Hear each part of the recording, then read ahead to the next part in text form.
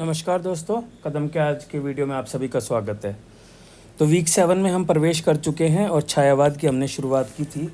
कल छायावाद से जुड़े हुए सभी महत्वपूर्ण टॉपिक्स पे हमने बात की थी। अब आगे के टॉपिक्स पर आज चर्चा करेंगे और उसके बाद चारों जो छायावादी कवि हैं उनके बारे में हम कल पढ़ेंगे। तो देखिए, कल ये वाले टॉपिक्स हमने कर लिए थे, है ना। छायावाद से तात्पर्य क्या है, उदय के कारण परिस्थितियाँ, उसकी प्रमुख विशेषताएँ, प्रवृत्तियाँ, छायावाद से जुड़ी हुई विभिन्न व्याख्याएं क्या हैं ये, और छायावाद और स्वच्छंदतावाद का संबंध और छायावाद और रहस्यवाद का संबंध, ये दो चीज़ें भी हमने कल देख ली थी। आज जो हम बात करेंगे वो छायावाद के राष्ट्रीय और सौंदर्य चेतना के बारे में, छायावाद के दर्शन के बारे में, छायावाद के शक्ति काव्य के बारे में, और छायावाद के काव्य रूप कौन कौन से हैं और इसमें अलंकार वगैरह क्या है, ये सारे टॉपिक आज देखेंगे। तो चलिए एक एक करके हम शुरू करते हैं और इन टॉपिक्स को कवर करते हैं। पहला है छायावाद की राष्ट्रीय चेतना। देखिए, कल जब मैंने आपको छायावाद की शुरुआत की थी तब मैंने आपको बताया था कि छायावाद में राष्ट्रीय चेतना के स्तर पर देखें तो सीधे सीधे राष्ट्रीय चेतना परिलक्षित नहीं होती है जो द्विवेदी युग में होती है, जैसे भारत भारती जैसी रचनाएं हैं। लेकिन अगर सूक्ष्म रूप से पड़ताल करें तो स्वाधीनता की जो चेतना है, राष्ट्रीय चेतना है, वो भी यहाँ देखने को मिलती है। देखिए, इसी से शुरुआत की गई कि प्राय आरोप लगता है कि स्वाधीनता आंदोलन के सघनतम काल में रचे जाने के बावजूद यह काव्य राष्ट्रीय चेतना से क्या है, कटा हुआ है। परंतु गहन विश्लेषण से सिद्ध होता है कि यह न केवल राष्ट्रीय संदर्भों को धारण करता है बल्कि प्रगति में भी योगदान देता है। कहाँ कहाँ हुआ है यह सूक्ष्म चेतना, कहाँ कहाँ देखने को मिल रही है। देखिए, पहला तो यह कि छायावाद में जागरण शब्द का बार बार प्रयोग किया गया है, उल्लेख किया गया है। कहाँ, देखिए, निराला के काव्य में दिखता है जागो फिर एक बार, महादेवी वर्मा में दिखता है जाग तुझको दूर जाना। तो यह सूक्ष्म रूप से राष्ट्रीय राजनीतिक जागरण ही है जो जागो जाग के रूप में आपको देखने को मिलता है। अब इसका क्या होता है, जागरण की मूल चुनौतियों से भी सामना होता है। पहली शर्त तो यही थी जागरण की, स्वाभिमान की उत्पत्ति होनी चाहिए। ठीक है, मतलब एक कॉन्फिडेंस होना चाहिए, स्वाभिमान की भावना होनी चाहिए, तभी आप जागरण को जस्टिफाई कर पाओगे। तो छायावादी कवि क्या करते हैं, अतीत से रचनात्मक ऊर्जा ग्रहण कर कर वर्तमान संघर्ष को प्रेरित करते हैं। अतीत से रचनात्मक ऊर्जा का मतलब है कि जो हमारा पास्ट था उसको केंद्र में लाते हैं, उससे सीखते हैं, उससे ऊर्जा ग्रहण करते हैं और उसको वर्तमान संघर्ष करते हैं। जैसे भारत में ये पुनर्जागरण ना होके नवजागरण था। जैसे पश्चिम की उक्ति नहीं गीता है ना। तो देखिए, पश्चिम के पुनर्जागरण को भी नहीं शामिल कर रहे। गीता क्या है, पास्ट है, अतीत है, और उससे रचनात्मक ऊर्जा ये ग्रहण कर रहे हैं। ठीक है, इन्होंने राष्ट्रीय समस्याओं का विश्लेषण मात्र नहीं किया बल्कि जुझारू मानसिकता से विकास का प्रयत्न भी किया है। संदर्भ, जैसे भारत भारती में, जिस तरह भारत भारती में पूरे राष्ट्र में सांस्कृतिक ऊर्जा को जन्म दिया था, वही यहाँ पर जुझारू मानसिकता के तहत राष्ट्रीय समस्याओं का विश्लेषण मात्र नहीं, इसका समाधान भी देखने को मिलता है। जैसे अरुण यह मधुमेह देश हमारा, यहाँ पहुँच अनजान क्षेत्र, ये तो देशभक्ति के उसमें लिखा गया है। जैसे हमने वो देखा था, विद्युत के जो हैं कण समन्वित उनका करे, और मानवता की जो बात की है, समन्वय की बात की है, वो यहाँ पर देखने को मिलता है। यहाँ का जो काव्य वो भी जोश व उमंग पैदा करने के लिए बना है। जैसे हिमाद्री तुंग शुंग से प्रबुद्ध शुद्ध भारती, स्वयं प्रभा समुज्ज्वला स्वतंत्रता पुकारती। तो जोश और उमंग भी राष्ट्रीय समस्याओं को लेकर पैदा करने की यहाँ कोशिश की गई है। ठीक है, अब जो हम बात कर रहे हैं कि राष्ट्रीय समस्याओं का एक समाधान यहाँ देखने को मिलता है। देखिए, वो समाधान कहाँ कहाँ देखने को मिलता है। पहला तो राम की शक्ति पूजा में देखिए, जहाँ पर अहिंसात्मक शक्ति जो है निरर्थक होने लगती है ना। जब ये राम की शक्ति पूजा में एक समय ऐसा आता है कि जब राम शक्तिहीन अपने आप को मानते हैं, तब उनको मौलिक शक्ति की कल्पना करने का प्रेरणा दिया जाता है। तो शक्ति की करो मौलिक कल्पना, करो पूजन, छोड़ दो समर, जब तक सिद्धि न हो रघुनंदन, रावण अशुद्ध होकर भी कर रहा त्रस्त, तो निश्चय तुम हो सिद्ध, करोगे उसे ध्वस्त। तो शक्ति की जो मौलिक कल्पना है वो एक समाधान के रूप में आता है। शक्ति की मौलिक कल्पना एक समाधान के रूप में आ रहा है। दूसरा, वसुधैव कुटुंबकम भी एक समाधान के रूप में आ रहा है। जैसे औरों को हंसते देखो मनु हंसो और सुख पाओ, अपने सुख को विस्तृत कर लो, सबको सुखी बनाओ, समन्वय उनका करे, समन्वय समस्त विजयनी मानवता हो जाए। ये वाली जो पंक्तियां हैं अलग अलग हैं ये, तो ये वसुधैव कुटुंबकम को स्थापित कर रही है और ये कहीं ना कहीं राष्ट्रीय समस्याओं का समाधान वाली जो मानसिकता है उसको प्रेरित कर रही है। तो ये वाला जो आयाम है कि राष्ट्रीय जो चेतना है वो मुख्य रूप से नहीं हुई है, लेकिन सूक्ष्म चेतना के रूप, सूक्ष्मता के स्तर पर व्यक्त हुई है और समाधान के प्रयास भी यहाँ देखने को मिलते हैं। तो इन सब पॉइंट्स के साथ में आप इसका उत्तर लिख सकते हैं। फिर बात आती है छायावाद की सौंदर्य चेतना पर। ठीक है, छायावादी सौंदर्य चेतना को छायावाद की सबसे प्रमुख साहित्यिक व सांस्कृतिक उपलब्धि माना गया है, क्योंकि इसकी जो सौंदर्य चेतना है वो बहुत ही प्रगतिशील, बहुत ही मनोहर और काफ़ी प्रभावी देखने को मिलती है। सत्यम शिवम सुंदरम के सौंदर्य को केंद्र में रखती है तथा यह सौंदर्य सत्य व शिव से युक्त है। कैसे, देखिए सौंदर्य चेतना की पहले विशेषताएं देखते हैं। जीवन के सुखात्मक पक्षों के साथ साथ दुखात्मक पक्षों को भी सुंदर बनाती है। सौंदर्य चेतना कहाँ कहाँ देखने को मिलती है? प्रकृति, मानव, नारी व हृदय में उठने वाले भावों का सौंदर्य, मतलब सौंदर्य चेतना का यहाँ पर विस्तार भी देखने को मिलता है। रीतिकाल की भांति केवल नारी के स्थूल सौंदर्य तक सीमित न होकर सृष्टि की हर अभिव्यक्ति में सौंदर्य की खोज करती है, जो सूक्ष्म व आत्मनिष्ठ सौंदर्य है। इन्होंने संपूर्ण सृष्टि में सौंदर्य खोजने की कोशिश की है। अब संपूर्ण सृष्टि में भी खोजने की कोशिश की है, परंतु मानव सौंदर्य को सर्वोत्तम इन्होंने कहा है। सुंदर है सुमन, सुंदर है विहग, मानव तुम सुंदरतम। तो सबसे सुंदर किसको माना है? मानव को माना है।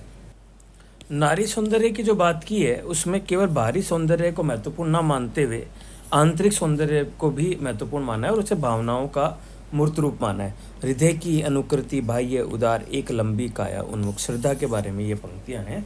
तो ये हृदय की भावनाओं को भी इसमें केंद्र में लाने का प्रयास किया गया है। ठीक है, वही जो मैंने पहले बताया, नारी सौंदर्य केवल रीतिकाल की बातें, नग्नता, अश्लीलता, दैहिक से ऊपर उठकर संकोच व लज्जा का सौंदर्य है। तुम कनक किरण के अंतराल में लुक छिप कर चलते हो क्यों, हे लाज भरे सौंदर्य बता दो मौन बने रहते हो क्यों। तो लाज, लुक छिप कर, ये शब्द बता रहे हैं संकोच और लज्जा को। तो ये सौंदर्य की भी यहाँ बात की गई है। नारी सौंदर्य श्रद्धा का प्रतीक है। नारी तुम करो श्रद्धा हो विश्वास रजत नवतल में, ये जो पंक्तियां हैं ये इसी बात को प्रमाणित कर रही हैं। नारी सौंदर्य उदात सौंदर्य से युक्त है, जो स्थूल दैहिक पक्षों से तो सुंदर है ही, भावात्मक व सूक्ष्म पक्षों में भी सुंदर है। ठीक है ना, तो ये नारी के जो सौंदर्य की बात यहाँ पर की गई है ये बहुत ही डिटेल में की गई है ना। और नारी को जैसे बाह्य सौंदर्य के साथ साथ आंतरिक सौंदर्य, संकोच व लज्जा, श्रद्धा का प्रतीक और उदात सौंदर्य, ये सब बिंदु हैं, ये आपको ध्यान में रखने हैं। प्राकृतिक सौंदर्य की बात करोगे तो वही प्रकृति, जड़ प्रकृति पर चेतनता का आरोप लगाने का प्रयास किया है। प्रकृति का मानवीयकरण किया है। मेघ में आसमान से उतर रही है संध्या सुंदरी परी सी धीरे धीरे धीरे, है ना। और प्रकृति कहीं कहीं सुंदर, इतनी सुंदर है कि नारे सौंदर्य भी गौण हो जाता है। इस लेवल का प्रकृति सौंदर्य यहाँ देखने को मिल रहा है। तो ये है यहाँ की सौंदर्य चेतना। सौंदर्य चेतना वापस रिपीट करा देता हूँ। विशेषताएं क्या क्या है? सुखात्मक दुखात्मक पक्षों का दोनों, प्रकृति भी सौंदर्य के केंद्र में है, मानव है और नारी है। ठीक है, मानव को सुंदरतम माना है और नारी सौंदर्य में 2-3 पॉइंट्स मैंने जो बताए हैं वो हैं, और प्रकृति की सौंदर्य की भी यहाँ बात की गई है। तो ये इसकी सौंदर्य चेतना है। अगला जो टॉपिक है वो छायावाद में निहित व्यक्तिकता है। व्यक्तिकता क्या है? छायावाद व्यक्तिकता, जैसे हमने बात की कि वो समाज से स्वतंत्र ना होकर व्यक्ति को समाज में स्वतंत्र करने की बात इस काव्य में की गई है। तो अगर समाज में स्वतंत्र करना है तो व्यक्तिक जो चेतना है उसको केंद्र में लाना होगा, भले ही वो समाज में ही आए। तो छायावाद में व्यक्तिकता देखने को मिलती है, मतलब एक व्यक्ति खुद क्या है ना। तो छायावाद स्वतंत्रता की चेतना मूल स्तर पर धारण करता है, इसलिए यह चेतना द्विवेदी युग की भांति आर्थिक व राजनीतिक पक्ष तक सीमित न रहकर समाज के सबसे महीन स्तर व्यक्ति तक पहुंचती है। आरोप लगाया जाता है कि छायावाद की व्यक्तिकता समाज के खिलाफ है, परंतु वास्तविकता ये है कि ये कभी समाज में नहीं, समाज से नहीं, समाज में स्वतंत्रता होना चाहते हैं, ये मैंने आपको बता दिया है। अब बात आती है छायावाद में पहली बार व्यक्ति के स्वतंत्र व्यक्तित्व की स्थापना हुई है। महादेवी वर्मा ने तो यहाँ तक कहा है, मैं हर सांस का इतिहास कह देना चाहती हूँ, मैं हर सांस का इतिहास कह देना चाहती हूँ। तो मैं जो शैली है ये व्यक्तिकता बतलाती है। अब देखते हैं कि व्यक्तिकता कहाँ कहाँ देखने को मिलती है, इसके विविध स्तर क्या हैं। एक तो आत्मकथात्मक जो गीत यहाँ लिखे गए हैं, आत्मशैली ये बताती है कि व्यक्तिक चेतना से युक्त है। जैसे मैं नीर भरी दुख की बदली, दुख ही जीवन की कथा रही, क्या कहूँ आज जो न कही, है ना। ये तो सरोज स्मृति का है, ये महादेवी वर्मा का है। तो जो आत्मकथात्मक शैली है, खुद के बारे में बात करते हुए जो शैली प्रयुक्त हुई है, वो व्यक्तिकता का स्तर देखने को मिलता है। दूसरा, अगेन मैं शैली का प्रयोग किया है। निराला ने खुद घोषित किया है, मैंने मैं शैली अपनाई है। ऐसे महादेवी वर्मा का यही है, मैं नीर भरी दुख की बदली, ठीक है ना। ये जो चीज़ें हैं व्यक्तिकता को बताती, एक व्यक्ति के अंदर में आता है, मैं व्यक्ति के अंदर में है, ठीक है। नवजागरण के दौर में विकसित आत्मविकास चेतना से युक्त होना, ठीक है। आत्मविकास चेतना, नवजागरण जो काल है उसमें आत्मविकास जो चेतना है वो भी व्यक्तिपरक चेतना है। कैसे, जैसे कामायनी का मनु कहते हैं, वन गुहा कुंज मरु अंचल में खूं खोज रहा अपना विकास, अपना, यहाँ समाज के अंदर में नहीं है, व्यक्ति के अंदर में है। तो वही व्यक्तिक चेतना है। अब देखिए, जब व्यक्तिकता जिस समाज में विकसित हुई है, पूरी ऊर्जा लगाने के बाद में भी इनको विफलता मिलती है। इस विफलता के कारण ये निराशा और वेदना में डूबकर पलायन की ओर इच्छा करते हैं। समझिए इस बात को, देखिए क्या है। व्यक्ति क्या होना चाहता है? स्वतंत्र होना चाहता है। किसमें? समाज में। लेकिन सामाजिक जो बंधन है वो उसे स्वतंत्र होने नहीं दे रहे हैं।